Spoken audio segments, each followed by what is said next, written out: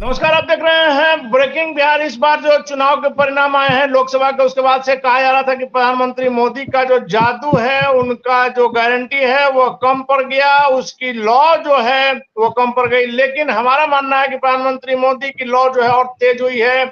सीटें भले ही कम आई है, लेकिन आप समझ सकते हैं कि इस बार 7वीं बार 24 साल में 7वीं बार, जी हाँ, 4 बार गुजरात के मुख्यमंत्री और तीसरी बार प्रधानमंत्री पद का शपथ लेंगे। जवाहरलाल नेहरू के बाद पूर्ण बहुमत की सरकार एक नया रिकॉर्ड बनने जा रहा है। वैसे में कहा जा रहा है कि करीब 3 दर्जन सांसद जो है प्रधानमंत्री मोदी जो आज 7:15 पर राष्ट्रपति भवन में फिर से अपने मंत्रिमंडल का शपथ ग्रहण कराएंगे, फिर से शपथ लेंगे। वैसे में बड़ी बात यह है कि जहां 3 दर्जन सांसद शपथ ले सकते हैं, उसमें 9 मंत्री इस बार बिहार से बनेंगे। और उससे भी महत्वपूर्ण बात यह है कि बिहार का कद इस बार और आंध्र प्रदेश का कद बढ़ गया है, और ये आपको मंत्रिमंडल में भी नजर आएगा। उत्तर प्रदेश जो पिछली बार 64 सीटें दिया था, उत्तर प्रदेश का इस बार सीट घटेगी, उत्तर प्रदेश का कद भी घटेगा। वैसे में आज हम चर्चा करेंगे कि बिहार से जो 9 मंत्री बनने जा रहे हैं वो कौन हो सकते हैं।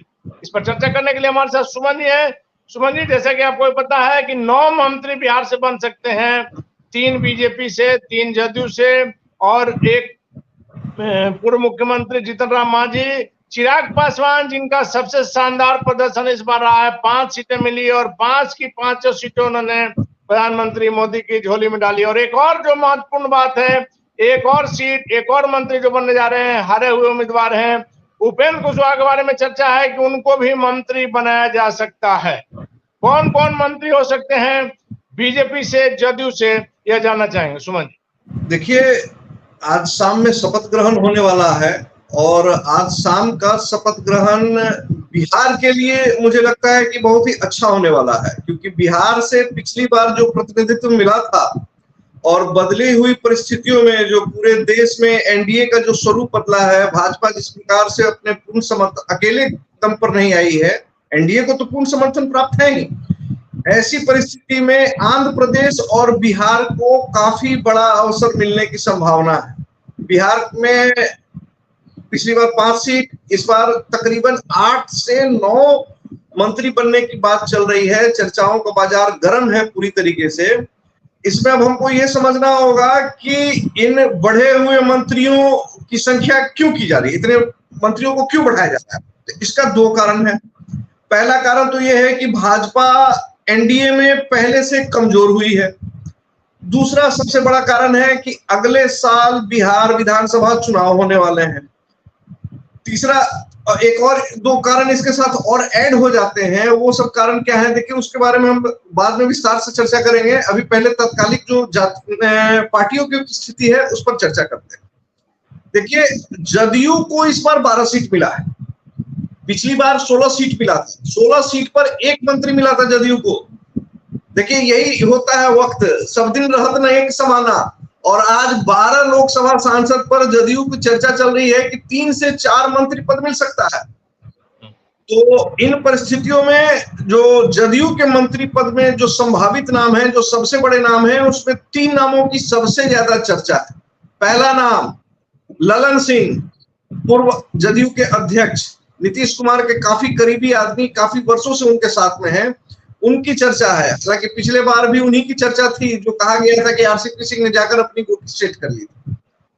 इसके अलावा आप देखेंगे कि इधर कुछ के वर्षों में नीतीश कुमार से संजय झा जो राज्यसभा सांसद हैं, उनकी भी काफी करीबी दिखाई दे रही है लोगों को, उनकी नजदीकी कहलाता है। नीतीश कुमार के काफी करीबी हैं संजय झा। और इसके अलावा बीजेपी और जदयू में तालमेल बैठाने का भी बहुत महत्वपूर्ण काम संजय झा लगातार करते आए हैं, कई बार हमने देखा है जी। और वो टेबल पॉलिटिक्स के लिए जाने जाते हैं। आप एक चीज और देखेंगे, इसके अलावा एक और सबसे बड़ा नाम देखिए, भूतपूर्व मुख्यमंत्री कर्पूरी ठाकुर के बेटे रामनाथ ठाकुर का जिक्र लगातार हो रहा है।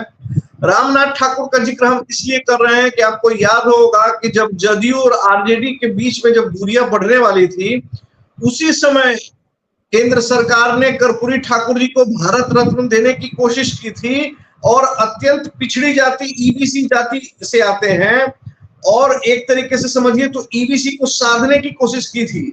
इस बार के चुनाव में आप देख रहे हैं कि जिस प्रकार से जदयू का जो परंपरागत वोटर माना जाता था लव और कुश में बिखराव हुआ, लेकिन ईबीसी वोट जो है वो नीतीश कुमार के साथ चट्टानी एकता के साथ खड़ा रहा। तो कहीं ना कहीं इसका लाभ ईबीसी समुदाय को जरूर मिलेगा। दूसरी बात, ईबीसी समुदाय का वोट प्रतिशत भी आप देखेंगे तो ओबीसी से ज्यादा है। तो ये तीसरा नाम हो गया रामनाथ ठाकुर का। इसके अलावा भी दो नाम की जदयू में काफी जोर शोर से चर्चा है। 4 बार से नालंदा के सांसद कौशलेंद्र कुमार जो कुर्मी जाति से आते हैं, आप देखेंगे कि कहीं कोई उनकी चर्चा नहीं होती है, कहीं कोई मीडिया में कोई बाइट देने में नहीं जानते, मतलब एकदम कुमार के हनुमान कहे जाते हैं, अपनी कोई महत्वाकांक्षा नहीं है। जी बिल्कुल। और जब कौशलेंद्र कुमार चुनाव लड़ते हैं ना, तो वहां के लोगों को ये पता होता है कि कौशलेंद्र कुमार चुनाव नहीं लड़ रहे हैं, नीतीश कुमार स्वयं चुनाव लड़ रहे हैं। तो अभी तक उन्होंने जो अपनी वफादारी दिखाई है और उसका भी फल कौशलेंद्र कुमार को ही मिल सकता है। अभी मैंने कहा भी कि कुर्मी और कोयरी जो जदयू के बेस वोटर माने जाते थे, जिनमें काफी टूट फूट हुआ है, तो उनको साधने का भी प्रयास करने के लिए कौशलेंद्र कुमार को बनाया जा सकता है नाम।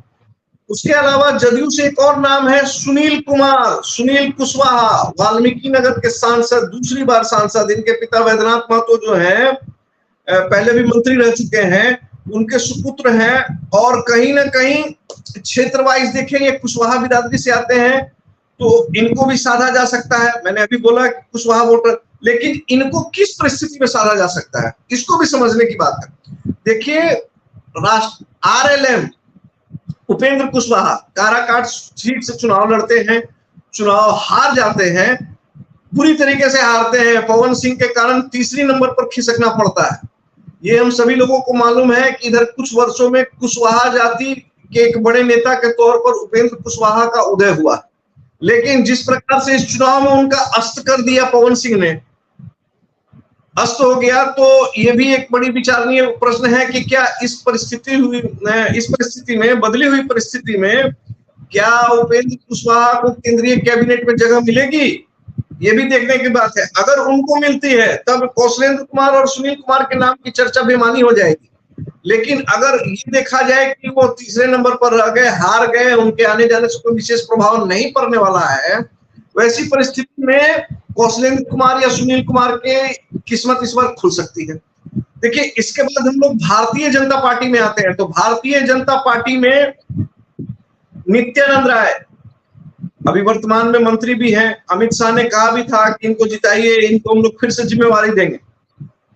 ओबीसी में यादव जाति से आते हैं और यादवों के वोट को साधने के लिए नित्यानंद राय को बनाने का जरूर भरपूर कोशिश किया जाएगा।